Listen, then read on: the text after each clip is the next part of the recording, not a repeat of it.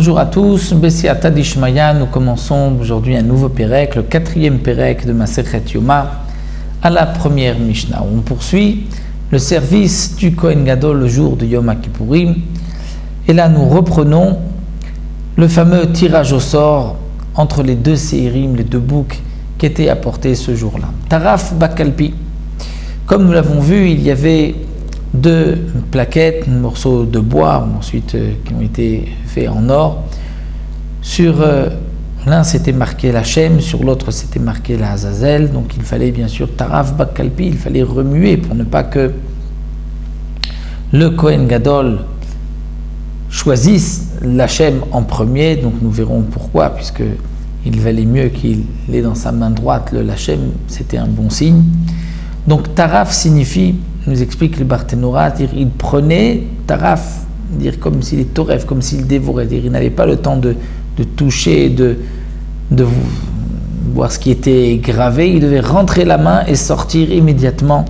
Taraf Bakalpi, sinon Taraf, il va comme dévorer, il va attraper Bakalpi dans l'urne, ve'elashne goralot, et il fera sortir les deux tirages au sort. Dans la Echad Katuv alav Lachem, dans l'un c'est marqué Lachem pour Akadosh Baruch Hu, donc c'est le Korban, ve'echad Katuv alav l'Azazel. L'autre était marqué l'Azazel pour cette falaise de laquelle était jeté le deuxième bouc. À Segan Mimino, donc comme nous l'avons vu plus haut, le Segan, le vice Kohen Gadol, qui prendrait sa place au cas où le Kohen Gadol deviendrait impur.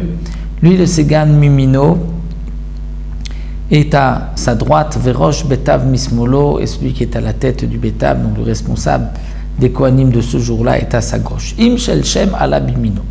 Si la plaquette où c'est marqué la Shem est arrivée, il l'a prise dans sa main droite, alors le Segan qui est à sa droite lui dit Omerlo Ishi Kohen Gadol, maître, monsieur Kohen Gadol, notre maître Kohen Gadol, Agbei Minecha, lève ta main droite. Im Shel Shem ala Bismolo, si c'est celui de Shem, le nom d'Hachem qui était dans sa main gauche, pas de la main droite, Rosh Betav Omerlo, le Rosh Betav, le responsable des Kohanim du jour, disait Ishi Kohen Gadol, notre maître Kohen Gadol, Agbes Molecha, lève ta main gauche. Et donc ensuite, Netano al Shnei Aseirim, il est posé sur les deux Seirim, Vomer, il disait l'Hachem Chatat, il désignait. On disait le Shem Ameforash, il prononçait le nom de Dieu, il disait la Shem Khatat sera un Korban Khatat. Pour le Azazel, il ne disait rien, il le posait sans rien dire. Le terme de Azazel signifie en vérité toute montagne qui est dure comme de la pierre et qui est haute, est appelée Azazel. Donc ça c'est le terme de Azazel, qui est marqué aussi dans la Torah.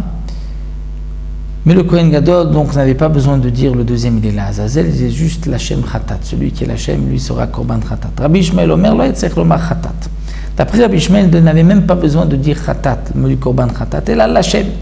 Et ça, c'est l'Hachem pour le Korban. Ve'elonim machara, baruch shem kvod malchuto leolam va'ed. Donc, les Kohanim, les Israël présents, lorsqu'ils entendaient le Kohen Gadol prononcer encore une fois le nom d'Hachem, ils répondaient Baruch Shem Kivod Malchuto Leolam Vaed, que soit béni le nom de sa royauté, Leolam Vaed, à jamais.